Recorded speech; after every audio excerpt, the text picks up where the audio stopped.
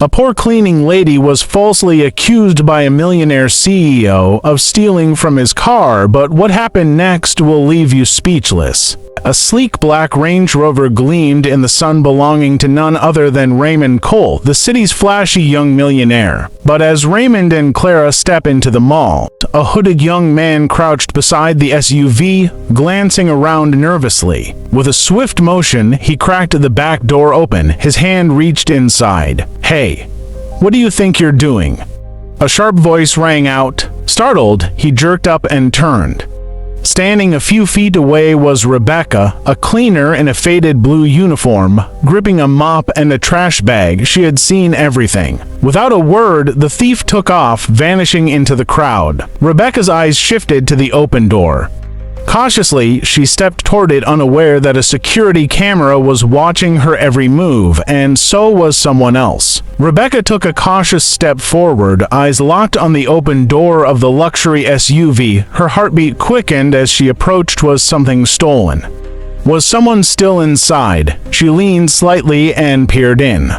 The interior was spotless, untouched. It didn't look like the thief had managed to take anything before she scared him off. Just as she stood upright to glance around, voices echoed behind her. "There's our car." Raymond Cole's voice cut off. He and his wife, Clara, had just stepped out of the mall, shopping bags in hand. But their relaxed faces shifted to shock the moment they saw Rebecca standing beside the open car door. "What are you doing?" Clara gasped, eyes wide. Raymond's face hardened. "Did you break into my car?" Rebecca froze. No, sir. I didn't touch anything. Someone else." He opened the door and ran off. "I saw him." Raymond stepped closer, his expression unreadable. "You expect me to believe that? A cleaner just happens to be here right after my car's opened. I swear I didn't do anything." Rebecca's voice cracked, her hands trembling as she pointed toward the crowd. "He ran that way. I just came to check if everything was okay." But it was too late. A small crowd had started to gather, and someone whispered, "She's probably trying to steal." Rebecca's heart pounded louder than the voices around her. She could feel everything slipping out of control, and she had no idea how to prove her innocence. "Call the police," Raymond growled, pulling out his phone. "Let them come and carry her away. I'm not letting this slide." Rebecca's heart sank. "Sir, please, I didn't take anything." Someone else opened the car. I only shouted to stop him. Raymond opened the back door and searched inside, his face darkening. "My Rolex is gone and the envelope with cash missing." "So tell me," he turned to her, eyes cold, "where did you hide them?" "I swear, I didn't touch anything," she cried, tears welling. Without warning, Clara stepped forward and slapped her across the face. "Liar, dirty little thief." Rebecca staggered, holding her cheek in shock. "Please, I was only trying to help." Across the lot, Ruth, her friend and co-worker, watched from behind a pillar near the store entrance. She had clearly seen Rebecca shouting at the hooded man trying to get into the car. She had seen the thief run off when Rebecca confronted him. She knew the truth, but fear wrapped its fingers around Ruth's throat. Raymond was known for being harsh and unforgiving. No one dared challenge him. If she spoke up, she might lose her job, or worse. So Ruth stood frozen in silence, guilt building in her chest as her friend faced humiliation and injustice alone. The wail of a siren cut through the mall's noise. Moments later, a police patrol car pulled up beside the crowd. Two officers stepped out quickly, one holding a notepad, the other already heading toward Rebecca. "There she is," Raymond said sharply, pointing at her. "Caught red-handed trying to steal from my car. My watch and cash are gone." "I didn't steal anything," Rebecca cried. "There was a man. I saw him. I tried to stop him." The officer didn't budge. "Ma'am, you have the right to remain silent. You're under arrest for attempted theft." Rebecca burst into tears as they grabbed her wrists and locked on the cold metal cuffs. "Please, I didn't do it. I only tried to help. He ran when I shouted." Her cries echoed as the officers led her toward the police car. But the crowd had already made up their minds. "Thief!" someone shouted. "Shameless cleaner!" another sneered. Stealing from the rich won't make you one of them? Rebecca turned, tears streaking her face. I'm not a thief. Please, someone tell them. But no one stepped forward, not even Ruth. As the police car door shut behind her, the crowd slowly began to scatter, leaving behind nothing but whispers and judgment. Rebecca sat trembling in the back seat, heartbroken, dignity shattered, and completely alone. Mary was washing plates in the small backyard when her phone rang sharply on the wooden stool beside her. She quickly dried her hands on her wrapper and picked it up. Hello, she answered, her voice soft but curious. Is this Mrs. Mary? A serious voice replied, Your daughter Rebecca has been arrested. She's at the city police station. Mary froze. What? Arrested? Her breath caught in her throat. Yes, ma'am. You might want to come down immediately. The call ended, but Mary was still holding the phone to her ear, stunned. Her knees buckled slightly. Rebecca, arrested? Her heart pounded as her mind raced. She was a single mother. Rebecca's father had died years ago, leaving them with nothing but debts and survival. That cleaning job was the only thing keeping them afloat. Wiping her tears with the back of her hand, Mary grabbed her shawl and rushed out the door, praying this was all a terrible mistake. Mary burst through the station doors, her eyes wild with fear and confusion. I'm here for my daughter Rebecca. They said she was arrested, she told the officer at the front desk, breathless. Follow me, he said, leading her down a dim hallway that smelled of iron and old paperwork. When they reached the holding cell, the officer unlocked the door and stepped aside. Inside, Rebecca sat on a wooden bench, her head buried in her hands, still in her cleaner's uniform. Rebecca, Mary cried out, rushing in. Rebecca looked up and immediately burst into tears. Mama. They collapsed into each other's arms, sobbing. I didn't do it, Mama, I swear. I saw someone trying to steal from the car, I shouted, but they thought it was me. Shh, I believe you, Mary whispered, holding her close. I won't let you go to jail. I'll find a way to fix this. Rebecca sniffled, wiping her tears. The car belongs to Mr. Raymond Cole. He's rich. Everyone fears him, but I know where he lives. I clean near his office sometimes. Mary pulled back slightly, determination burning in her eyes. Then I'll go to him. I'll fall on my knees if I have to. He must know you're not the thief. As the cell door closed behind her, Mary left the station with a mother's fire in her heart, ready to face a millionaire, not for money, but for her daughter's freedom. Mary clutched the slip of paper with Mr. Raymond's address as she stepped into the upscale estate. The neighborhood was quiet and elegant, trimmed lawns, luxury cars, and houses that looked like they belonged in magazines. She walked up to a tall black gate guarded by a man in uniform. Good afternoon, she said, trying to steady her voice. Is this Mr. Raymond Cole's residence? The gatekeeper glanced at her suspiciously. Who are you? I'm Mary, Rebecca's mother. I need to speak with him. He shook his head. Sorry, ma'am, I can't let anyone in without permission. Please, she begged, just let him know I'm here. Please. After a moment of hesitation, he picked up his phone and made a call. A few seconds passed before he hung up and opened the gate. He said to let you in. He knows who you are. Mary walked through the paved driveway, her heart pounding. The house was grand, almost intimidating.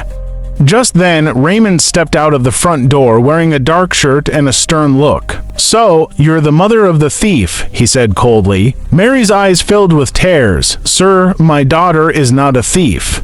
Rebecca has never stolen a thing in her life. She saw someone trying to steal from your car and tried to stop him. Raymond folded his arms. She was the one at my car. That's all I need to know. Mary dropped to her knees. Please, she's all I have. Her father is gone. She works hard. She wouldn't do this. Just then, Clara appeared at the door, arms crossed. Well, Mum, your daughter will be going to jail in the next few months. You better prepare yourself. Mary sobbed quietly. Please, I'm begging you. Don't let her life be destroyed. Clara's words struck like knives. You're the mother of a thief. And now you come here, begging like that will undo what your daughter did. Mary remained on her knees, trembling. She didn't steal. Please, I'm telling you the truth. Clara scoffed. Get her out of here. She turned to the gate man. Now. The gate man hesitated, sympathy flickering in his eyes. Ma'am, please, you have to leave. Mary slowly stood, her legs weak beneath her. She turned her tear-filled eyes to Raymond, hoping for mercy, but he only looked away. A painful silence hung in the air. Without another word, Mary turned and walked toward the gate. Her shoulders slumped, her breath catching in her throat. Tears streamed down her cheeks, blurring her vision as she passed through the estate's gates. With each step, her heart shattered a little more. She walked the long road home in silence, broken, hopeless, and drowning in tears. A few months later, the courthouse was packed with reporters, curious onlookers, and a low murmur of gossip.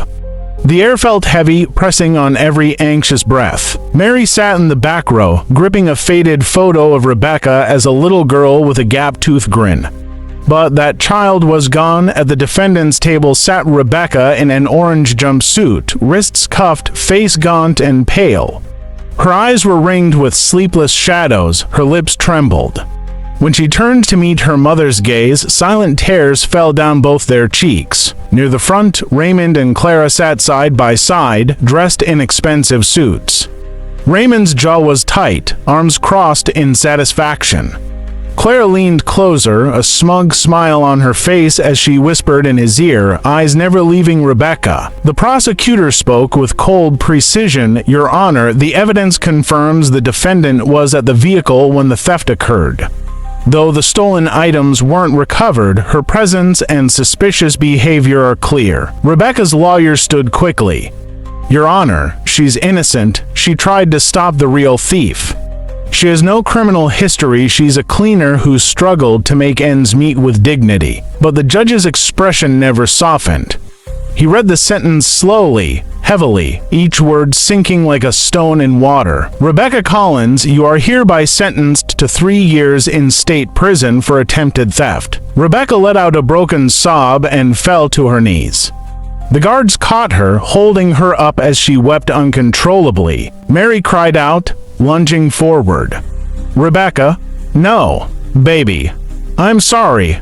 I'm so sorry. Mama, Rebecca screamed, reaching desperately as they dragged her away. Raymond and Clara stood, satisfaction written on their faces.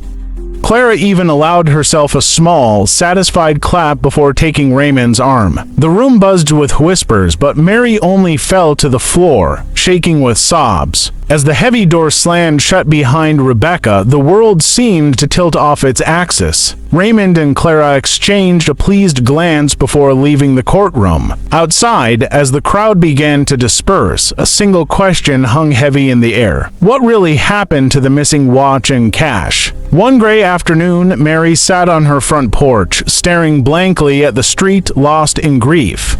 That was when Ruth, Rebecca's quiet co-worker, nervously approached. She wrung her hands, voice trembling. Mary, I had to come. I can't keep it in anymore. Mary's eyes sharpened. Now you come, after my daughter's been sent to prison. Her voice cracked with fury. Where were you when she needed you? Ruth flinched. I'm sorry, I was scared. But I saw everything that day. I saw Rebecca shouting at that thief.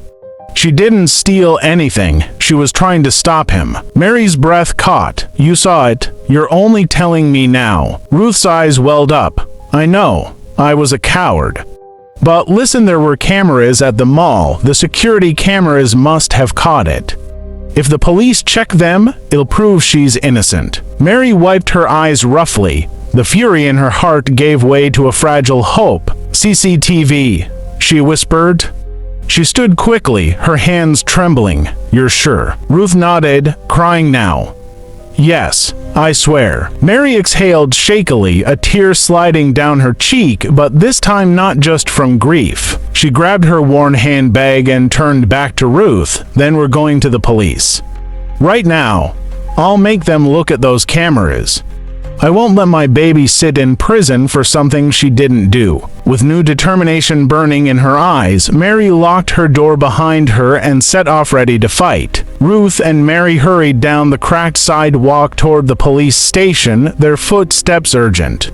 Mary's heart pounded in her chest, part fear, part fragile hope. They pushed through the station doors, breathless. An officer at the front desk looked up. "Can I help you?" he asked, raising an eyebrow. Mary's voice shook, but she forced it out. "My daughter Rebecca Collins. She's in prison for something she didn't do." "This woman," she gestured to Ruth, "she saw the real thief. And there are security cameras at the mall that will prove it." Ruth nodded quickly, voice cracking. "She chased him away. She didn't steal anything." The officer frowned, scribbling notes. "All right, calm down. We'll take a statement from both of you. If there's CCTV footage, we'll get it and investigate." Mary clutched Ruth's hand tightly, tears in her eyes but hope beginning to flicker. "Please," she whispered. "Do whatever it takes. She's innocent." The officer nodded. "We'll look into it." As they sat to give their statements, Mary exhaled shakily. For the first time in months, she felt the faintest promise of light at the end of a long, dark tunnel. After giving their statements, the officer nodded firmly. "We'll work on this. We promise to check the footage." Relief washed over Mary and Ruth. They thanked him quietly, then turned and walked out of the station together, hope finally stirring in their hearts as they stepped into the fading light. The investigation moved swiftly once the detectives secured the mall's CCTV footage. It was crystal clear. Rebecca hadn't stolen anything. She was seen shouting at a hooded man who had slipped into Raymond's car. When he fled, she cautiously approached the open door right as Raymond and Clara emerged from the mall. The footage left no doubt. Raymond and Clara were called to the station. They sat stiffly in the interview room as the investigator played the video. Raymond's jaw tightened. He cleared his throat. "So she's innocent." The detective nodded, arms folded. "That's what the footage shows." Clara scoffed, crossing her arms. "Well, we can't let this get out. Do you want the press calling us liars, ruining our reputation because of some cleaner girl?" Raymond shot her a dark look but didn't disagree. He leaned forward, voice calm and cold. "Let's be sensible. This doesn't need to go public. She's poor, they're used to hardship. No need to drag us through the mud over this." Clara nodded quickly. "Exactly. They'll survive. We can't have her name tarnished because of a misunderstanding." Raymond slid an envelope thick people with cash across the table. "Do nothing about it," he said evenly. "This is to make sure it ends here." The officer glanced at the envelope, then at the wealthy couple silent, the air heavy with unspoken corruption. After Raymond and Clara left the station, the room fell silent. The officer sat staring at the fat envelope on the table, its weight heavy with unspoken promises. He didn't touch it for a long moment. Then, carefully, he picked it up with gloved hands, slipping it into an evidence bag. His jaw tightened. He wasn't about to let this go. "This isn't going away," he muttered to himself. The next morning, arrest warrants were issued. On the second day, two squad cars rolled up to Raymond's grand estate. Officers knocked hard on the door. When it opened, Raymond's face fell. "Raymond Cole, Clara Cole," the lead officer asked coldly. "You're under arrest for obstruction of justice and attempted bribery of a police officer." Clara's eyes went wide with shock. "What? You can't." But the officers moved in quickly, reading them their rights as the couple protested. Outside, curious neighbors gathered to watch the wealthy pair taken away in handcuffs, their perfect reputation finally cracking in the harsh morning light. The case exploded into the public eye once it went to court. The evidence was clear and damning. CCTV footage captured Rebecca shouting at the real thief, trying to stop him before he fled. The judge reviewed the footage in silence, seeing her frightened but determined face as she approached the open car door. Alongside that, the police presented the envelope of cash Raymond had attempted to use to buy their silence, and Clara's own words supporting the bribe. The courtroom was stunned. The verdict was decisive. Raymond and Clara were found guilty of bribery and obstruction of justice. Their sentencing was harsh, sending a message that wealth could not buy impunity. They were led away in handcuffs, their once flawless reputations shattered. Rebecca was declared completely innocent. The court awarded her $250,000 in damages not only for wrongful imprisonment, but for the emotional trauma and the months stolen from her life. She put the money to good use. Within months, she opened a professional cleaning company in the city, offering fair wages and dignity to women who, like her, had struggled to find a break. Mary watched from the doorway of their newly refurbished home, tears welling in her eyes, but these were tears of pride and relief. The nightmare was over, justice had been served. And in its place, a new chapter had begun, one built on strength, hope, and a mother's unbreakable love. Justice may be delayed, but truth always finds light. Never underestimate the power of persistence and honesty, and remember that integrity cannot be bought, no matter how wealthy or powerful someone appears. Thanks for watching. If you enjoyed the story, don't forget to like, subscribe, and turn on notifications so you never miss an upload. Your support helps grow this community and brings more thrilling stories your way. Stay tuned. Another suspenseful tale is coming soon.